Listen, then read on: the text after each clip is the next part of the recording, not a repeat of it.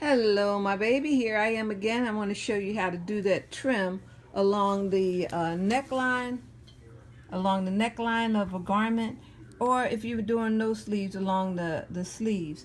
And there's this one I did in more detail, but this one is a little more practice to do this. So once I put it on, I did the trim on the along the edges to make it look more like shirt, shirt type design. So this one's a little more detailed, but I can show you this way. This is where you cut it on the trim on the bias, and I'll show you what that means. So let's get right to it. All right, then in the back, you got to make sure that when you do it like this, that you finish off your edge and have a opening there where they can get in and out of it. You can make it as long as you want, and you can even put the bias down the back, or I'll show you how to do it facing, which is much easier than this. This would have, you would need me to actually go into more detail with this apart, where I can show you how you put it together. All right, so this is just basic scrap fabric, and let's say this is a square. So if this is a square, I want to fold it down in a angle, or where you would say, and I'm trying to do this with one hand, where you would say point to point, right? And then you will cut your bias on the fold. See, you'll have it like from point to point, and this will be your fold right here along this, and then this will be your bias, because it will stretch. It will stretch to give you where it can go around curves, and when you press it, it'll end up very smooth. It won't buckle or be hard to sew around that curve if it's on the bias. The bias is the stretchy part of the fabric. It's the angle of the fabric. So diagonally, okay? So that's where you're going to cut like a 1/4 inch, 1/2 inch to make your facings to go around the neckline and the sleeve. So you can make it as long as you want and trim off what excess you don't need. So this is what I'm talking about, going around the neckline and the sleeve. You can also buy bias. Bias tape comes in little packs like this. It comes in all colors to match your garment. So when I open this, I'm going to show you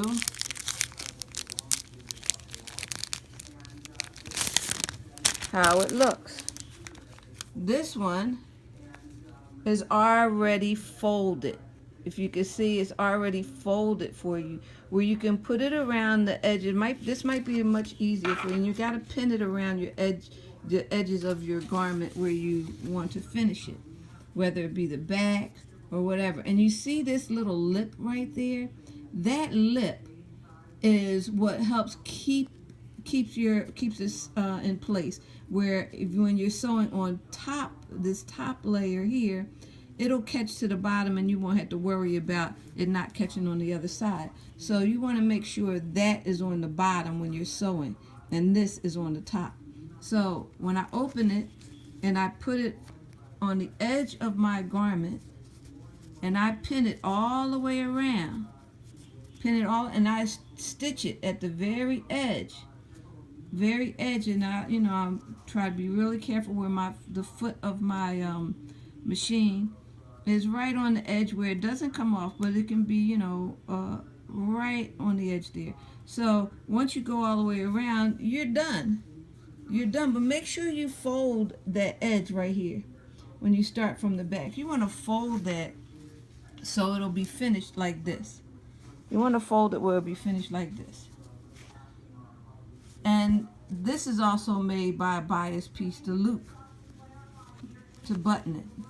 This is a bias piece that I made it like a tube and turned it inside out. right? And then I sewed my button on the back there so you couldn't see it. That's one way to do it, because I didn't want it to fall open, because I don't have a button here. I have it starting here, which all of these are bias loops to go around the button. But anyway, you want to finish your edge over here, so you want to, if you buy your bias, make it or whatever, you want to fold this edge like that, and you want to pin it down, and it'll be like this to finish off the top. But before you do the top, you want to put your bias in the back all the way down, and I really had to show you how to do that so you can finish it at the bottom, you know, where it won't look all messy or whatever. But you can also turn it, you know, turn it like this, and it will go from wherever you stop at back up to the top here. It will go down, back up to the top. So it's almost like this. Well, it is like this. Let me show you. If I take this fabric here, and really it should be a different color, but sorry if, and I cut the length that I want the opening to be, and I'm holding the phone and doing this, okay, so this is kind of weird, but, and then I have this opening, so I say the back, or if I want this opening in the front, but I want it to stop, I want to measure from the neck to where I want it to stop at, so you have a opening that the head can get through, and that there won't be too low on the chest line, you know, in the front. And the back is different, you know, you can make it as long, or it's about 6 inches or 4 inches for a little kid from the neck down.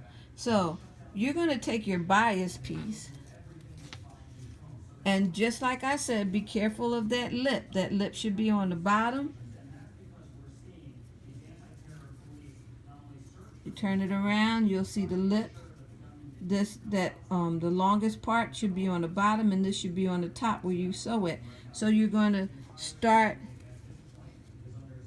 and fold, and you don't have to fold this part back if you're doing the opening, because your bias that you're going to put around the neckline is going to cover that part. So you won't have to worry about that. It's just the finishing of that the neckline and even the sleeve. I'll show you how to do that. So you're going to put this, and like I said, I'm doing this with one hand. Father's not here to help me. You're going to put this piece inside the bias part, pin it, go all the way around and make a dot here where it stops. So you're going to stop there with your sewing machine.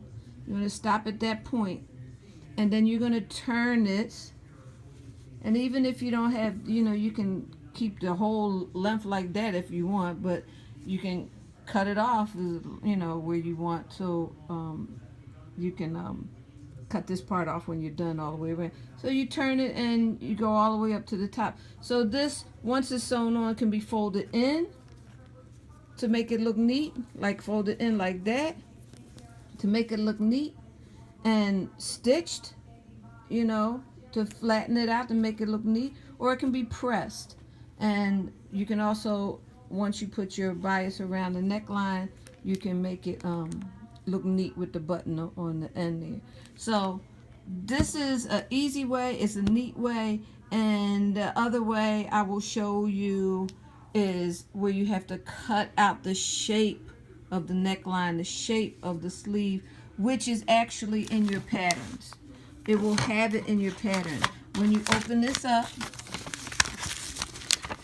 which is another way, I like the bias way because it to me it is it's more like high fashion as far as finishing off a garment.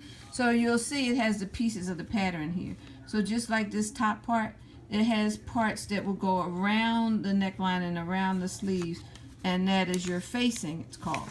So when you open this up, you'll see the different parts.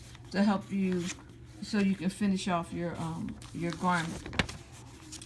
Sometimes like something like this, you can double it, and that's a little more not challenging, but I have to show you in another video how to do that. Double your pattern where it'll finish it off, you know, without any bias, without any facing.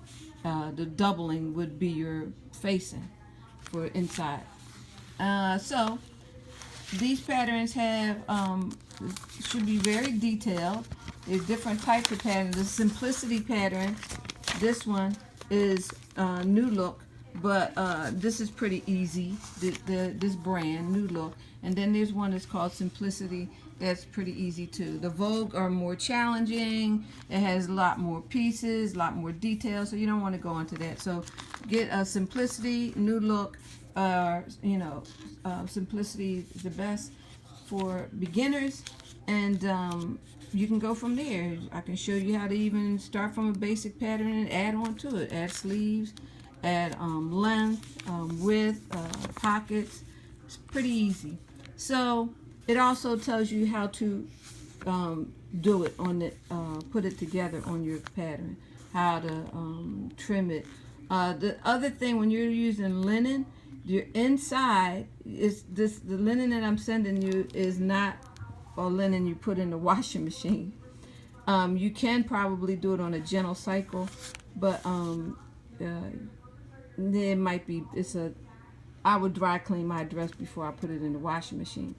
So also the edges inside of the garment, where there's a glue that you can use to put on the edges so it won't ravel, and there's a way that you can stitch it, which takes a little more time to make it where it's finished on the inside, which is really nice, and you won't have to worry about it unraveling in the washing machine, because this ravels really fast, real bad. So I'll show you, like on the inside I have a mirror machine, and on the inside my mirror machine finishes off the edges of my garment on the inside. So when it finishes off the edges, I don't have to worry about it unraveling right on the edges. But there is a way that you can finish those edges, and there's also an easier way where you can just glue it where it won't unravel. Those edges won't unravel. So that's the second video for you. I hope that helped. If you have any questions, just give me a call, and I will go through it with you again. Okay, talk to you later. Bye bye.